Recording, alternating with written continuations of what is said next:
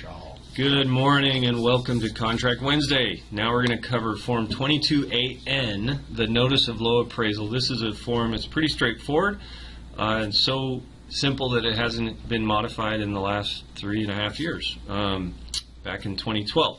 But this is the form that you would use to notify the other party that your appraisal is back and it came in below the agreed upon price. So as you recall from the Form 22A video, you have to give notice within 3 days of low appraisal, and then the seller has 3 options from there. So let's just kind of quickly recap 22A, paragraph 7, so that you guys can all get a refresher on what the timing and the obligations are. So when an appraisal comes in low, the buyer has to provide the notice of low appraisal and the appraisal itself to the seller through the listing broker within 3 days. If you wait too long, this no longer applies. It expires. All right?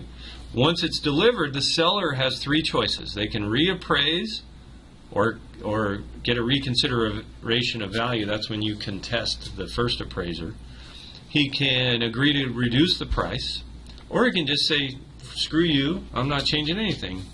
You either proceed or terminate. I don't care, but I'm not selling it for less. Once he's given his decision, he has 10 days to do these things. Then the buyer has 3 days to decide if they want to proceed or not. So 22AN is the form that is used to deliver all of these communications, right? So step 1 is Doris represents a buyer. They're using financing. The appraisal came in and it came in low, and they haven't waived their financing up till this point. So she's going to check this box, have them sign it, deliver this notice, and attach the appraisal. So she's going to email it to the listing broker and both firm notices and attach the appraisal. They get the appraisal because that gives them the opportunity to try and contest it, get a reconsideration of value, or look at it and go, oh, this is just crap, it's terrible, and I'm going to get a new one. All right?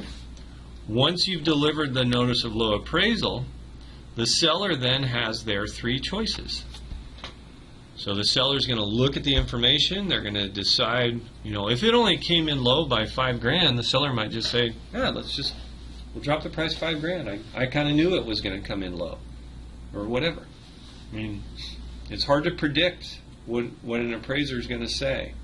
I've had them surprise me on the high side. I've had them surprise me on the low side. I know what the homes are worth better than they do at times. So you just don't know, and so you really can't predict what the seller is going to say or do. But one thing I can guarantee you is, like I said in the other videos, precede sending this with a phone call. You have rapport with the listing broker. Leverage that. Hey Scott, it's Ed. I just wanted to let you know as soon as I knew the appraisal's back, it came in low. It came in $10,000 below the agreed price.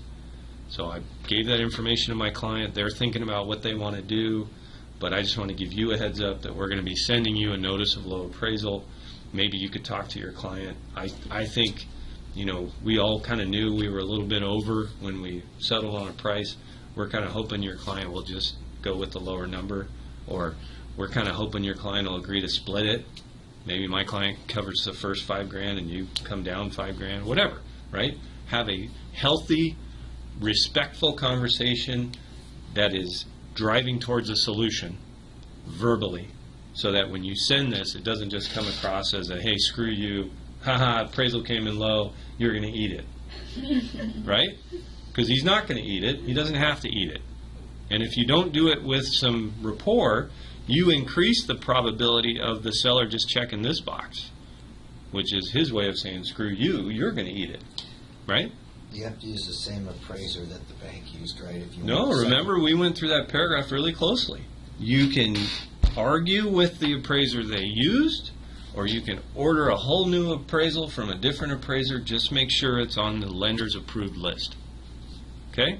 So now that ball is in the seller's court, Doris gave a notice of low appraisal. She had the charming, persuasive conversation, and now she's hoping that the seller is going to agree to whatever it was she argued for. What could she also be doing right now? Pulling comps. Looking for data to help argue and get the appraisal raised. And she can even mention that in her phone conversation with the agent. Hey, I've already looked at the comps. I'm going to do some more work, but I think we can challenge this because I think he's low or whatever, right? And you're not working against your client's interests because they already agreed to pay $400. It's the appraiser who disagreed that it was worth $400. So maybe we can argue and defend that number. I've made that argument a few dozen times, and I've won probably half of them. But I won them because I wrote a very thorough, articulate, and compelling case supported by data. So in my example, Doris would benefit from starting to work on that right away because it might take some time. All right? So she's doing that while the listing broker and the seller are talking about what do we want to do. I can tell you ordering a new appraisal is the least common thing that they'll do. More often than not, it's one of these two. It's either an outright no, or, and this is the most common, it's a, you know what, I'll split it with you. Right? We agreed to $400, it appraised for $390, I'll split it with you, here's my signature. Now, is the buyer obligated to say yes to that? No. No. That's why the buyer has this. So the buyer can agree to it, which doesn't require his signature, the buyer's signature, or he can terminate. Right? So let's run with that one a little bit. Seller consents to reduce the price to an amount not more than the amount specified in the appraisal or reappraisal by the same appraiser, or an appraisal by another appraisal acceptable to the lender, whichever is higher.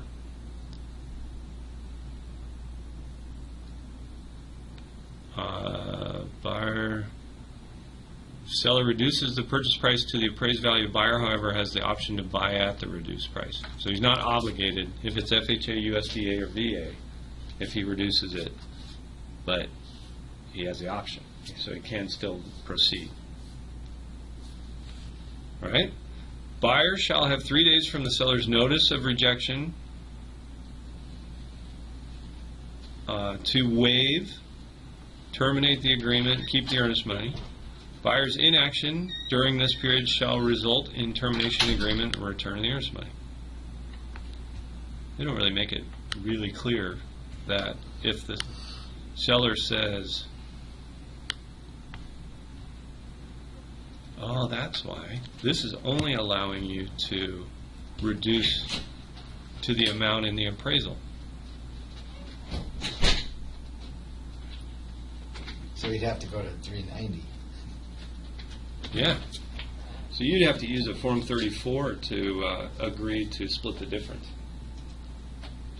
Huh. That's funny. Because that's the most common. So Right. it's still recorded? Yeah, we're still recording. We're kind of done though. So buyer gets to decide if they still want it at the reduced price. And if not, terminate. Any questions on 22AN or paragraph 7? They only have the two choices? I kind of. Hello? I'm listening. Yeah, with the FHA aspect of this, Yeah. VA or USDA, if it's not conventional, basically, then you have to go with the appraised value, and you know, if the seller elects not to do that, then the deal is, you know, just poured out with the dishwater. So, am I getting that right, or am I confused? No, you're getting it right. If the seller refuses to reduce the price on an FHA, USDA, or VA, he's under no no obligation to reduce it. But if he doesn't reduce it, the buyer can get out of the deal. And the buyer's Give under the appraised value. yeah, and the buyer's under no obligation to buy it. Even if he does reduce it, they can still get out of the deal. So the government just made it super beneficial to the buyer, but not really to the detriment of the seller. It's just tilted to the buyer. The seller still can not sell it, right? The seller's only obligated to sell it as long as the appraisal comes in, or if the buyer doesn't contest it. All right. So if there are no other questions, I will stop the recording here.